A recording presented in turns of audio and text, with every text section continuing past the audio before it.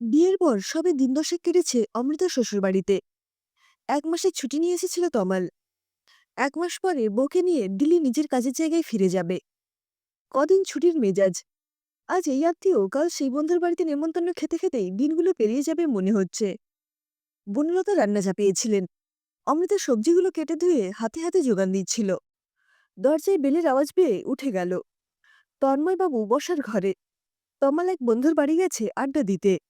কে আসতে পারে না পারে ভাবতে না ভাবতেই দেখল দুটো বাড়ি পরে থাকেন বিশ্বাস মাসিমা। উনিই এসেছে। বিয়ের দিন থেকে ওনাকে অনেকবারই এ বাড়িতে দেখেছে অমৃতা। নানা কাজে শাশুড়িমাকে সাহায্য করা, অতিথি আপ্যায়ন সবই বাড়ির লোকের মতোই করেন। তবে সঙ্গে মুখ চলে খুব। ওনার এই মন্দ কথার জন্যই অমৃতা বিশেষ আলাপ জমায়নি ওনার সাথে। কি জানি কি কথার উত্তরে কি দেবেন। আর অমৃতা তো থাকবেই কদিন।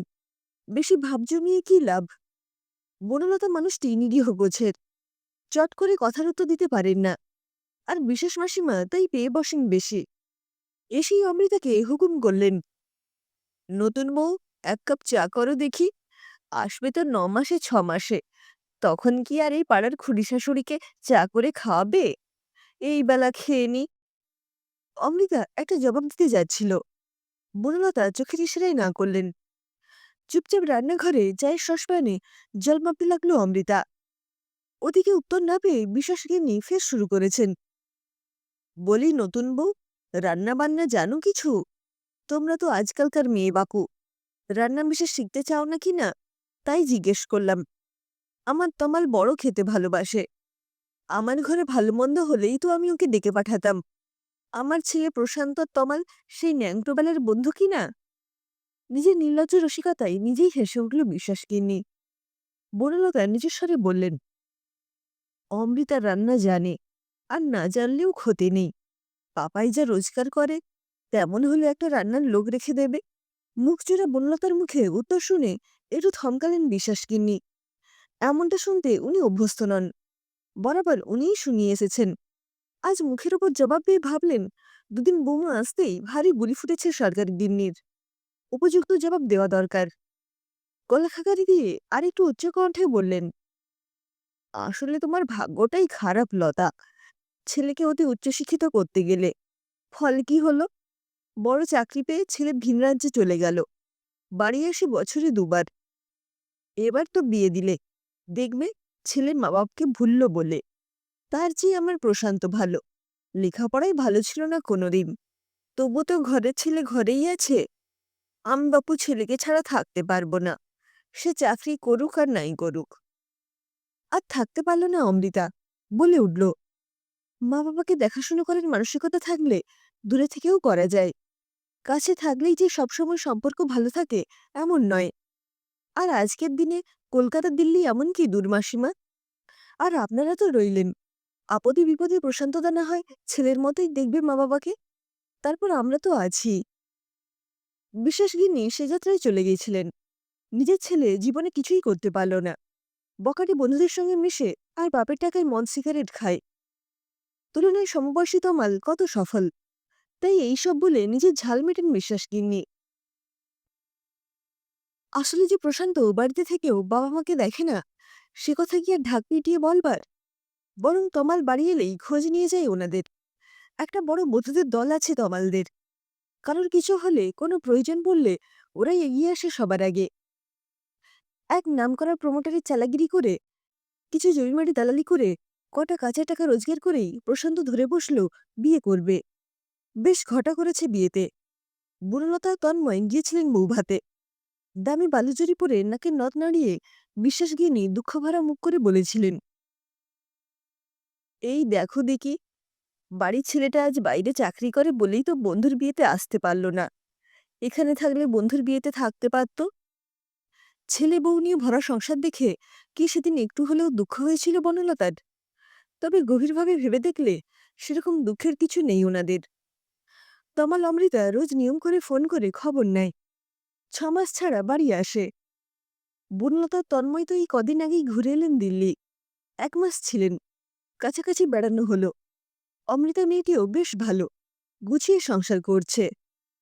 আসলে সমস্যা নিজেদের না থাকলেও পাড়া প্রতিবেশী এমন করে বলে যে সেটা সমস্যা বলেই মনে হয়। না, এত কিছু আর ভাববেন না বনলতা। ওনার পাপাই যথেষ্ট দায়িত্ববান ছেলে।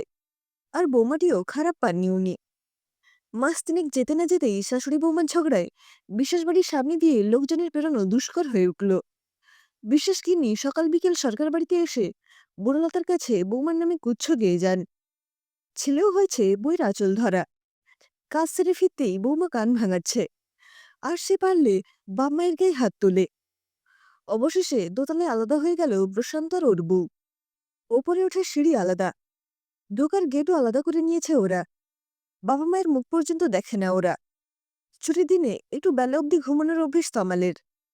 কিন্তু সাত সকালে মায়ের ফোনে ধর্মর করে উঠে বসল তমাল। কি হলো? বাড়িতে সবাই ঠিক আছে তো? বাবার কিছু হলো নাকি? এমনিতেই এত দূরে থাকে বলে সবসময় দুশ্চিন্তা হয় ওর। মা বাবাও এখানে পাকাপাকি আসবে না। নিজেদের বাড়ি ছেড়ে এখানে নাকি দম বন্ধ লাগে। ফোনের ওপারে বনলতার দুশ্চিন্তা ভরে গলা পাওয়া গেল। ও বাবাই, কিছু একটা কর। তোর বন্ধুদের ফোন করে বল। বিশ্বাসবাবু সকাল থেকে ৮-১০ বার বমি করেছেন। বাথরুমও গেছেন অনেকবার। এখন এলিয়ে পড়েছেন। প্রশান্ত একটিবারও খবর নেয়নি। বাপ মরলে সে তো বাঁচে। বাড়িটা হাতাতে সুবিধে হয়। কিছু একটা কর বাবা। মায়ের ফোনটা রেখে তড়িঘড়ি ফোন করল বন্ধু শুভকে। ওর অ্যাম্বুলেন্স, হাসপাতাল এইসবে যোগাযোগ ভালো। চট করে কাজ হয়ে যাবে। সত্যি, পেটের সন্তানও কেমন সত্তুর হয়। অবশ্য এর জন্য কাকিমাও দায়ী। একটুও শাসন করেননি কোনোদিন ছেলেকে।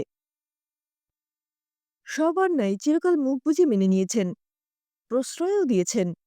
মাস দুয়েক পর অমৃতার তমাল এসেছিল বাড়িতে। বিশ্বাসবাবু অনেকটাই সুস্থ, আর সেটা তমালদের বদান্যতায়। কিছু ফল আর একটা হরলিক্স নিয়ে অমৃতা দেখা করে বলে এলো বিশ্বাস মাসিমাকে, এইভাবে ছেলে ছেলে করে দুঃখ করে আর কতদিন হেদিয়ে মরবেন? টাকা পয়সা আছে, একটু ঘুরে বেড়ান। একটাই তো জীবন, শুধুই আফসোস করে কাটিয়ে দেবেন? মাঝে মাঝেই শাশুড়ির কাছে ফোনে খবর পায় অমৃতা। বিশ্বাসবাবু আর ওনার গিন্নি দিব্যি আছেন। অমৃতার কথায় উৎসাহিত হয়ে ভালোই এদিক ওদিক ঘুরতে যান। মাঝে দিল্লি ট্যুরে এসে ওদের সাথে দেখাও করে গেছেন। ছেলে বৌমাকে সব জানিয়ে দিয়েছেন, আলাদা থাকতে হলে আলাদা বাড়িতে থাকো। যতদিন না ওনারা মরছেন ততদিন ওই বাড়ি ওনাদের। প্রশান্ত আর ওর বউ ফ্ল্যাটে উঠে যেতেই দোতলায় একটা ভাড়ার ব্যবস্থা করে দিয়েছে তমাল। ওর এই এক বন্ধু সপরিবারে থাকে। আপদে বিপদে ছেলের মতোই দেখাশুনো করে বিশ্বাসবাবুদের। অমৃতা ভাবে, মানুষের জীবনে ভালো মন্দ দুটোই থেকে শেখে। আপাত দৃষ্টিতে অনেক কিছুই ভালো মনে হয়, গভীরে গেলে মন্দগুলো চোখে পড়ে।